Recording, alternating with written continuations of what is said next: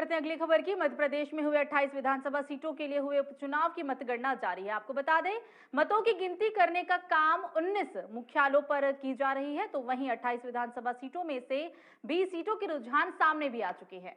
इनमें से 14 सीटों पर भाजपा ने बढ़त बनाई हुई है, तो वहीं कांग्रेस 6 सीटों पर आगे चल रही है। इन 28 सीटों के नतीजे से यह स्पष्ट हो जाएगा कि मध्य प्रदेश में शिवराज सिंह चौहान की सरकार बरकरार रहेगी या फिर नहीं। गौरतलब है कि मार्च महीने में ज्योतिरादित्य सिंधिया 22 विधायकों के साथ कांग्रेस छोड़कर भाजपा में शामिल हो गए थे। उसके बाद 3 और विधायकों ने भाजपा का दामन थाम लिया था। वहीं 3 मौजूदा विधायकों के निधन से 3 सीटें खाली हुई थी, और जिसके बाद आज की मतगणना भाजपा सरकार बचाने के लिहाज से ही अहम नहीं है, बल्कि इससे मुख्यमंत्री शिवराज सिंह चौहान, पूर्व मुख्यमंत्री कमलनाथ और राज्यसभा सदस्य ज्योतिरादित्य सिंधिया का राजतिलक भविष्य भी तय होगा।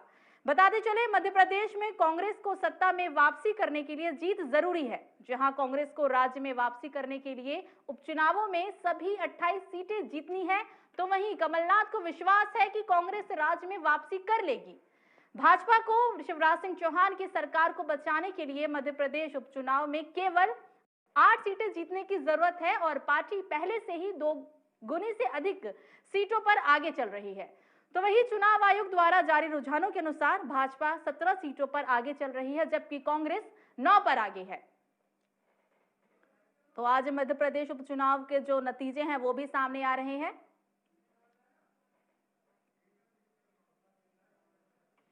और इसी के साथ इस खबर पे बात करने के लिए फोन लाइन पर जुड़ रहे हैं दीपक विश्वकर्मा। दीपक, क्या लगता है आपको कि जिस तरीके से अगर हम रुझान की बात करें तो बीजेपी लगातार बढ़त बनाए हुए उपचुनाव में, तो अब जब मुख्यमंत्री वर्सेस मुख्यमंत्री है, अगर शिवराज सिंह चौहान वर्सेस कमलनाथ का लगातार ये कांटे की टक्कर है, तो कौन इस कांटे की टक्कर में पार उतर पाएगा? जी, हम बता दें कि जो धार जिले के बदनावर विधानसभा क्षेत्र 222 जहां उपचुनाव को लेकर मतदाता में काफी उत्साह दिखने को मिल रहा है। देखा जाए कि जो पिछली जो सरकार थी, कांग्रेस जो सरकार बनी थी, उन्होंने बताया था कि हमारी जो सरकार है वो किसानों के हित की सरकार है, और उनका एक ये भी कहना था कि फसल बीमा माफ किया जाएगा। लेकिन कई ऐसे किसान थे जिसमें डिफॉल्ट दिखाई दिए हैं। आए दिन कहीं न कहीं उनके देखा जाए तो परित्याग जैसे माना जाए कमलनाथ सरकार को। कई उनके मंत्री जो है बड़े बड़े बयान देते थे, लेकिन पूरा नहीं होता था उनसे। और पिछली जो सरकार थी, शिवराज सरकार, उनके कई वादे पूरे भी होते जमीन पर दिखाई दिए हैं। दीपक, लगातार देख सकते हैं कि दोनों पार्टी, दीपक जैसे कि लगातार देखा जा सकता है कि दोनों ही पार्टी के जो दिग्गज नेता हैं वो खुद को जीत का दावेदार घोषित कर रहे हैं। वो लगातार कह रहे हैं कि उनकी पार्टी ही इस उपचुनाव में विजयी बनती है। तो अगर हम जनता की बात करें, रुझानों की बात करें, तो किस पार्टी का पलड़ा इस राज्य में भारी पड़ता दिख रहा है? जी, हम बता दें ये भी आपको कि मध्य प्रदेश में जो पिछली जो सरकार बनी थी, कांग्रेस सरकार, देखा जाए उनकी जो 28 सीटें हैं और इस बार बीजेपी की जो 8 सीटें हैं, कहीं न कहीं बीजेपी का पलड़ा भारी दिखाई दे रहा है। और यहाँ पे वोटरों से हमने बात करी है तो वोटर का यही कहना है कि पिछली जो सरकार थी बेसीधी सरकार थी, और अभी कई मतदाताओं से हमने बात करने की कोशिश करी तो उनका एक ही कहना है कि हमारे जो शिवराज मामा है, पिछली बार भी उन्होंने अच्छा काम किया था, इस बार भी हो सकता है कि हमें उम्मीद है कि इस बार भी अच्छा काम करके दिखाएंगे। और हम बता दें कि बदनावर विधानसभा 222 में राजवर्धन सिंह दतिया जो भाजपा से उम्मीदवार हैं, ये अभी 12 राउंड पर 21,539 मतों से आगे हैं।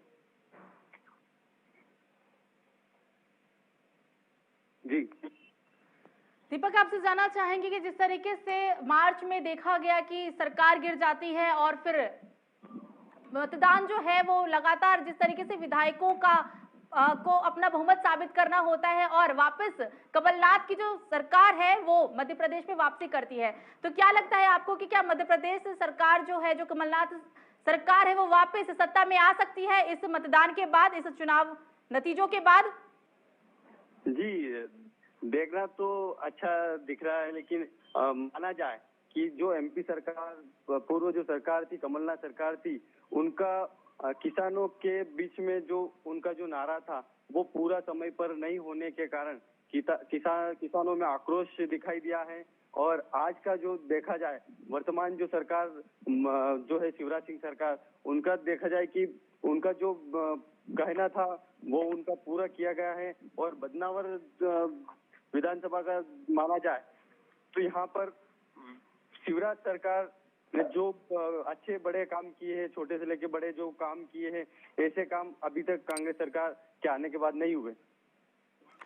दीपक, अगर हम बढ़त की बात करें तो लगातार बीजेपी यहाँ पर भी सामने साफ तौर पर देखा जा सकता है कि जो बीजेपी की पार्टी है, जो बीजेपी की लगातार देखा जा रहा है कि वो आगे चल रही है बढ़त में। तो क्या कांग्रेस इस सत्ता में वापसी कर सकती है? लगता है आपको कि अगर नतीजे घोषित होते हैं जो विपरीत, जिस तरीके से बिहार में भी देखा गया कि एग्जिट पोल के बिल्कुल विपरीत नतीजे सामने आए, तो क्या लगता है यहाँ पर भी कुछ ऐसा ही नजारा देखने को मिल सकता है? जी, आपको बता दें कि जो एमपी में जो अभी जो अपने को दिखाई दे रहा है, आगे बीजेपी चल रही है। माना जाए पूरा कि बीजेपी ही इस बार एमपी में सरकार बनाएगी और सत्ता वापसी लाएगी। अगर हम बीएसपी की बात करें तो कहीं ना कहीं साफ तौर पर देखा जा रहा है कि बीएसपी की जो बढ़त है वो भी इस राज्य में आगे है। तो जिस तरीके से उन्होंने साफ तौर पर बोला था कि अगर जरूरत पड़ी तो वो एनडीए को यानी बीजेपी पार्टी को भी अपना वोट देंगी और अपना समर्थन देंगी, तो इस पूरे बयानबाजी के बाद जनता की तरफ से क्या कुछ प्रतिक्रिया देखने को मिली? जनता से जब हमने बात करने की कोशिश करी थी तो उनका एक ही कहना था कि पिछली जो सरकार थी वो हमारे किसानों की हितैषी सरकार थी।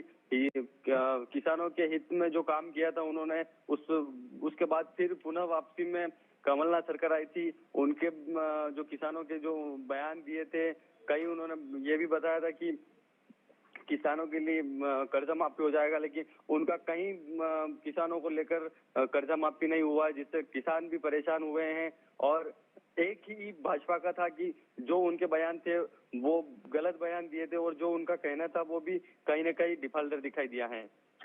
जी दीपक, तमाम जानकारी के लिए आपका बहुत बहुत शुक्रिया। तो ये थे संवाददाता जिन्होंने बताया कि किस तरीके से अब जो सामने आए हैं नतीजे, वो कहीं ना कहीं इस मध्य प्रदेश में भी बीजेपी पार्टी का जो है वो साफ तौर पर देखा जा सकता है पलड़ा भारी है। रुझानों में बीजेपी को 17 सीटों पर बढ़त मिली हुई है, जिसमें राज्य के सीएम शिवराज सिंह चौहान गदगद है।